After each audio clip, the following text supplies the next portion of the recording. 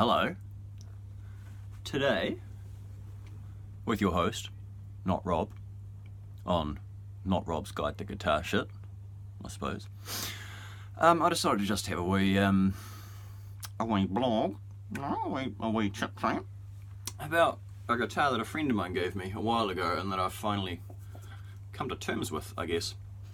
This, as you may have seen in another video I did earlier on explaining how series and parallel shit works, this is an Ibanez RG321 MH. The MH means mahogany. It has the typical, actually kind of nice looking Ibanez shred stick headstock. Lovely bound rosewood neck, quite a pretty thing. Two Infinity series humbuckers, which I'm not very good friends with, but I've made them work. Volume and a tone, and a 5-way switch. One C, which is kind of cool. Simple jack over there. 3-piece maple neck, made in Indonesia in 2007, same year I was in the 5th form. Yeah, so something good actually happened there. Oh wow. This is a... I've never really been an Ibanez kind of guy. Let's put it that way. I have owned various Ibanez over the years. I've had a bunch of RGs. Had a couple of RG321s, funnily enough. I had an early Korean model in royal blue that is now owned by a friend of mine. I had quite a late Indonesian model in natural mahogany oil or mahogany oil stain or some fucking gay name like that, which is owned by the admin of a forum I go on quite a bit now, and he wants to put a Floyd in it. I took care of an old Ibanez EX350, which you will see in another video I did, titled something not dissimilar to I finally got this damn Floyd Rose guitar to play. What else have I had? I had an RG350 MYE, which was an RG. It had a maple everything, actually. I think it had black dots. I don't think it had binding. It was bright fucking yellow, and I mean like bright fucking yellow. It was really cool. Bright yellow, black hardware, matching headstock, but I just couldn't get along with it. I foolishly bought it new on impulse one day and then sold it to some kid down in Wellington, I think. That was many years ago, and that, oh, god damn it. But you know, you live and you learn. The one standout Ibanez that I had was an AS103, which is their sort of 335 kind of guitar. That's a damn sight better than the AS73. I'm not sure how it compares to the AS93, not having played one, but the 103 was a fucking brilliant guitar. Unfortunately, that was one of my cash cows, and eventually I did have to get rid of it, but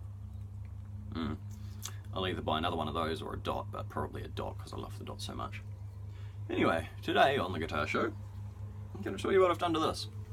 My RG321 MH, courtesy of a friend of mine who gave it to me because he doesn't like thin necks. He had no use for it, and it was just sitting collecting dust. First about the neck, yeah, you can see it's, well, this is probably shocking, but it is a very thin thing. I can get my whole hand around there like that.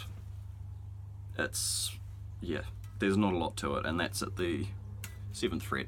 At the 12th, not a lot of difference, it just gets a wee bit wider. It's a nice D shape. Maybe it's a U shape, I'm not sure, but it seems to fit my hands quite well, and I have quite large hands. I like the fat Gibson old Fender style necks, the real big bass. Shut the fuck up, dog. Jesus. Shut up! Mongrel fucking dog. Anyway, I like the old baseball bat 50 style necks, the ones that you pick up and you go, how the fuck does anyone play this? Those are, yeah, they're my jam, as it were. I don't like 24 fret guitars either, because A, I don't think I ever go past the, whatever that one is, high B, which is 15, 19. I don't think I ever go past there. Having a high C is good and a high D is okay, but I don't use those either, so a high E, or a high D sharp in this case, is just no use to me.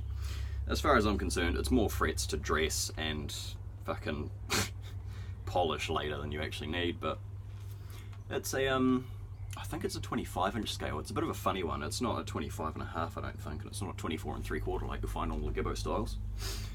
It's, what have I done to it? Of course, like I do with most of my guitars, I ripped it all apart and got it into as many pieces as it could possibly be in. There was a lot of corrosion happening on the saddles and screws and all the metal parts and so on, so I've buffed all that off. The hardware colour is called Cosmo Black, and it's not really black anymore, but you can see that some of it on the bridge has tarnished and worn off, particularly on the EAD saddles. The A one's the worst.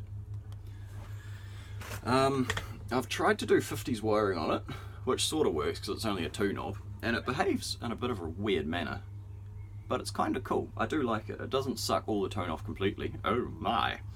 And it loses just a touch of volume when you roll the tone right down, but I'll get to that later. I've polished the body up all nicely as I could. I've dropped the pickups right down because they're really, like, they're super high output grunty bastards, which I don't like very much, but like I said, I've made them work for me. This guitar is set up in half a step down with 10 to 52 on it, and I believe they are Elixir. It plays like... this motherfucker is as slick as a used car salesman, put it that way. I'll go through all the sounds just for the fuck of it. I'm playing through the same old PV King 212 and the BBE Opto Stomp, which I've had to turn down a bit because this thing's just so fucking loud. What have I got? Okay, this is everything wide open on position 1 or 5 or whatever you want to call neck. This is neck humbucker.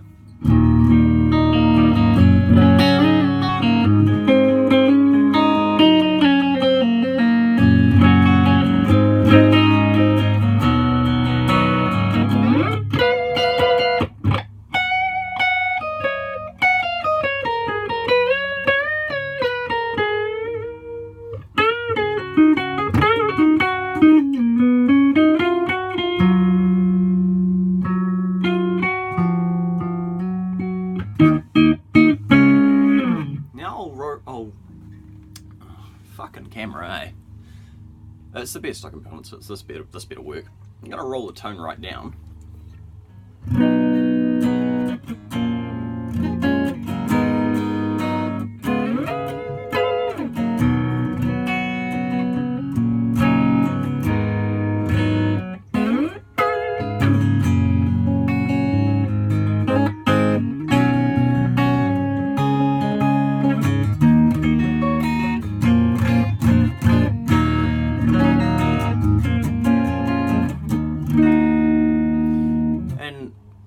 It doesn't suck all the treble out. It loses a bit of volume. I'll roll it up. There's a lot more brightness there. And a lot more volume. I quite like it. It's, I don't know how I managed to do that, but I really like the effect. I'll go to this next one, it's either 2 or 4, I forget. Strat players call them positions 2 and 4 for that, you know, sort of quaky sound. This puts the neck pickup in parallel, which just sounds like a big single coil. It loses a bit of mids and a little bit of output, but nothing to write home about. Everything wide open again.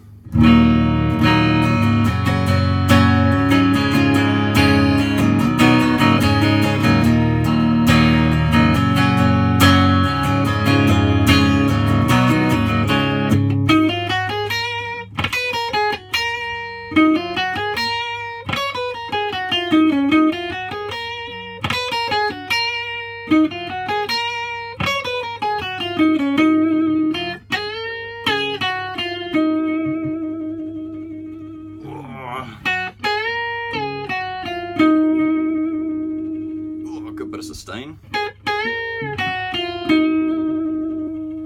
Nice vibrato.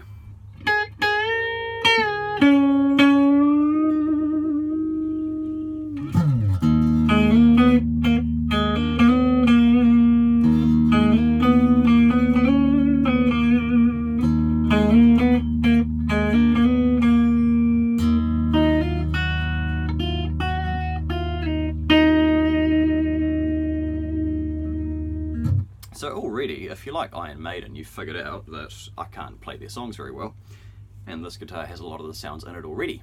I believe in the early 80s Iron Maiden, well, Dave Murray and Adrian Smith, I want to say, I think. Yannick Gers, I think, is the third guy. I don't think he was there in the 80s. I'm not sure. They were using, I think one of them had an Explorer, and the other was using an old Ibanez Roadstar, which was their super strat type deal. You could buy the single coil models, or you could get the double humbucker, or you could have the HSS sort of model. But one of them had the double humbucker model. So a lot of the sounds are old Ibanez into JCM 800 probably, just turned up to 1 billion. Not forgetting Dave Murray's Strat that I tried to build a copy of many years ago. Worked quite well, but it's gone now. Anyway, position 3, which can't be any other number because it's in the middle, so fuck you guys. This is both outside coils. Like that. Not the inside ones, the outside ones. Or it might be full humbucker or half humbucker and all of that. It's something weird like that.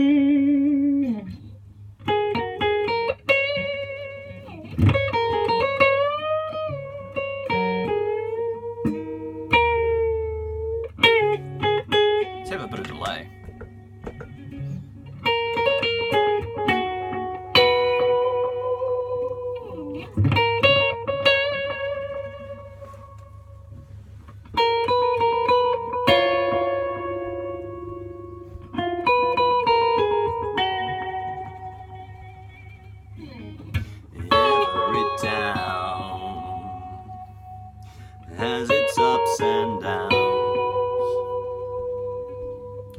sometimes ups outnumber the downs, but not in Nottingham. I'll roll the tone right down now.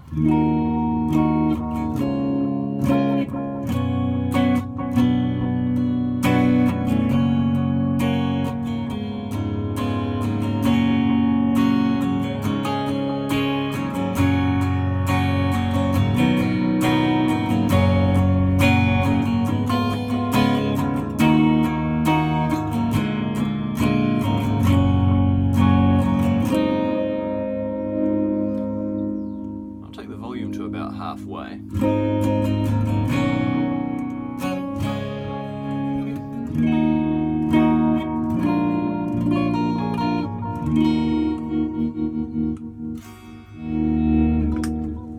That's the middle one. Now, position 4 or 2, whichever way you spin the coin. You'll either love this one or hate it. Like, there's no in between, man. This is either a sound for you or it isn't.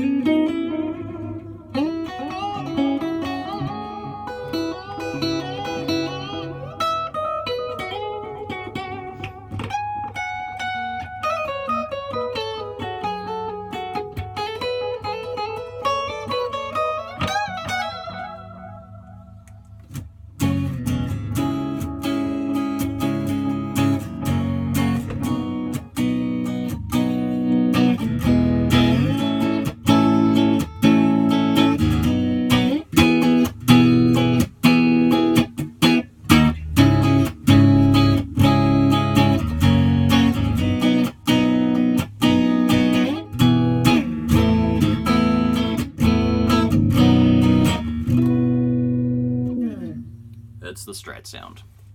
That out of phase, parallel series, I don't know, that quack. either works or it doesn't. Some people, like Mark Knopfler, who I am very poorly imitating, can pull it off. Stevie Ray Vaughan, not my bucket, you know, but he was pretty good at it, let's be fair.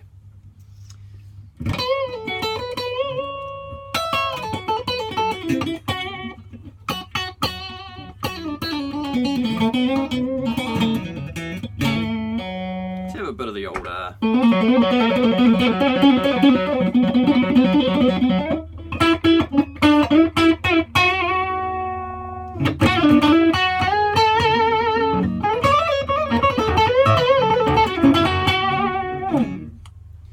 It doesn't like overdrive too much. You've really got to have shitloads of mids and shitloads of treble if you want that to work in a lead situation, or so I have found.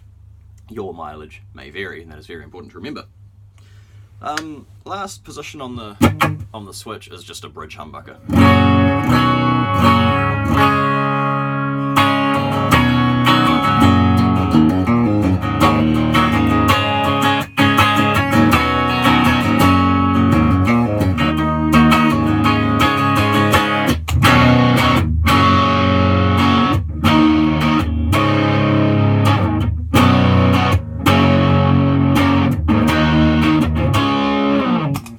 Just the big muff. So now I'm going to roll the tone right down and play all that again.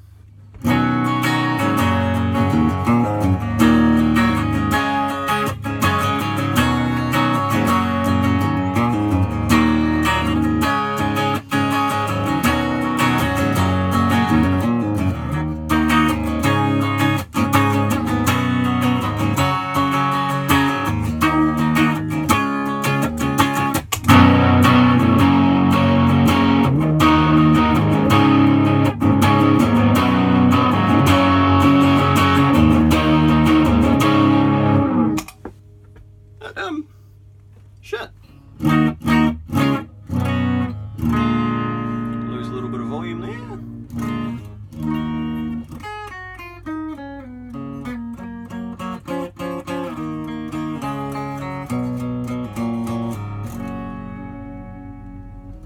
I think she sounds pretty good. But of course, you know, you people who are well acquainted with Ibanez, you either buy them because they're a relatively well-priced, very well-made guitar that is a bit of a chameleon, as you may have noticed. This does a lot of shit from a... I think you can still buy these new, not the mahogany one, you can still buy them. They're like... not a lot, they're less than 700 New Zealand dollars new. By comparison, $700 will get you... it will not get you a Squier Mustang. It will get you an Affinity Strat and an amp and a case, and you'll have a bit left over. $700 will get you... it might get you a road legal car that runs if you're really lucky. What else will it buy you? It will buy you a... $700 will buy you a lot, but not very much at the same time. And we've just had an election, so our dollar's just in the toilet at the moment, so it's probably not... probably a bit of a shit comparison. My glasses, so I can see, were... I think they were about $400. So, you know, 700... a pair of Chuck Taylors is about $100, so, you know, go from there. Right, Ibanez people, you've either bought it because it's a well-priced guitar that does just about everything, like jack of all trades, master of a couple, or you buy it because you're one of those shred heads, so maybe we should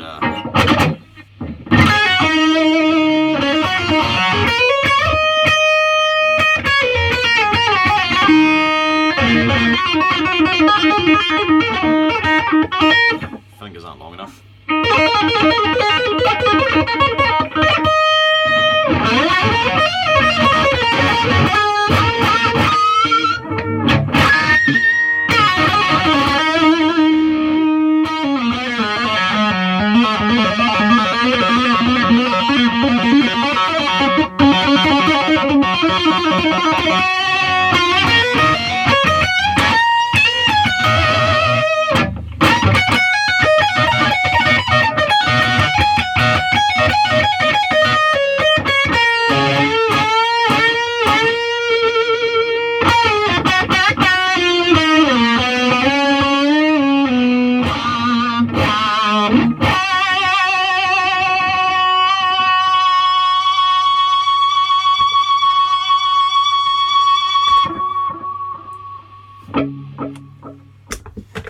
as you can see, my tapping and that sort of style of playing leaves a lot to be desired.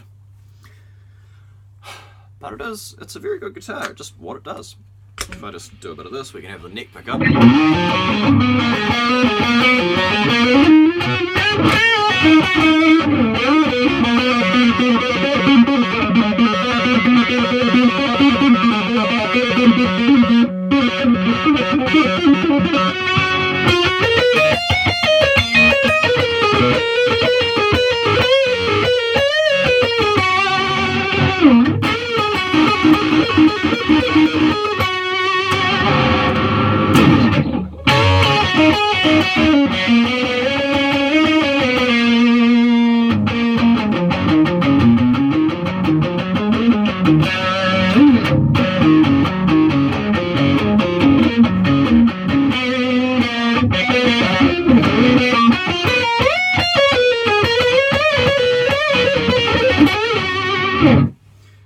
That was the outside coils, so position 3, the middle position. What you're hearing, oh, what's going on there? That's the gain channel of my Valve King and a Boss SD1, a very old one, an old Japanese one. Tone's about 11 o'clock, drive is at 9, and level is right in the middle because you don't want to go nuts with one of these. Just so you know. So, that's me old RG, that's 10 years old this year, so I gave it a good birthday. I can't play it too long because of the neck, and I've got really gammy fucking wrists. I've got some bullshit genetic thing going on that fucks up my playing after a while, but I do enjoy playing it, and it is, I reckon, this was Ibanez's go at saying to PRS, alright, fuck you guys, let's see what we can do, because Japan.